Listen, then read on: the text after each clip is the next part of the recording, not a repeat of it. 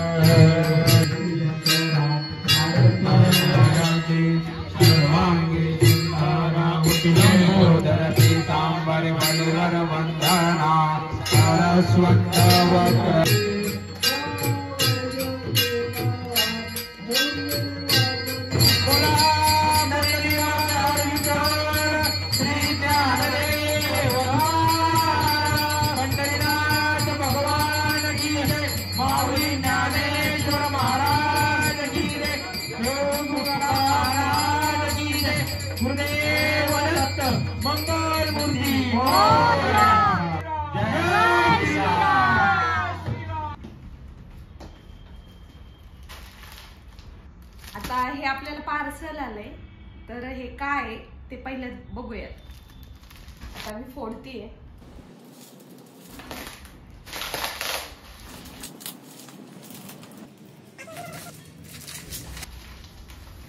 तुम्हाला असं वाटलं असेल की अरे मी अशी बसलीये ते पण मांडी घालून निवांत आणि समोर एवढे सगळे मसाले।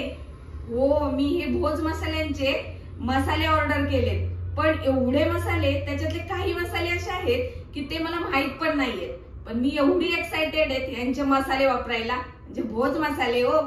तर यांचे मसाले माझ्या किचन मध्ये, माझ्या पूर्ण मसाल्याच्या डब्यामध्ये हे मसाले असे भरगच्च भरणार आहे आणि एक एक मसाल्याचा असा स्वाद घेणार आहे। सगळ्या SM कट्ट्याच्या किचन मध्ये भोज मसाल्यांचा स्वाद कसं वाटतंय मंडळी? तर तुम्हालाही मागवायचे असेल तर तुम्हीही मागवा। आणि हो, माझ्या डिस्क्रिप्शन मध्ये याची लिंक दिली आहे, त्याच्यावर जाऊन भोज मसाल्यांच्या चवीचा स्वाद नक्की घ्यायला विसरू नका। ज्या दिवसाची वाट पाहत होतो तो दिवस उजडला।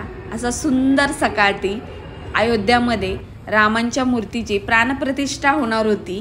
त्या दिवसाची वाट आम्ही सगळे बघत होतो आणि खाली समारंभ होता छोटासा, तर त्यासाठी मी एक छोटंसं शूट केलं की भगवा कलरची साडी। आणि हे बघा, तुम्हाला इन्स्टाला आणि यूट्यूबला ह्या शॉर्ट्स पडलेला आहे, तुम्ही नक्की तो बघा, खूप सुंदर झालेला आहे आणि सगळ्यांनी त्याला एवढं प्रेम दिले ना, सगळ्यांचं खूप मनापासून धन्यवाद।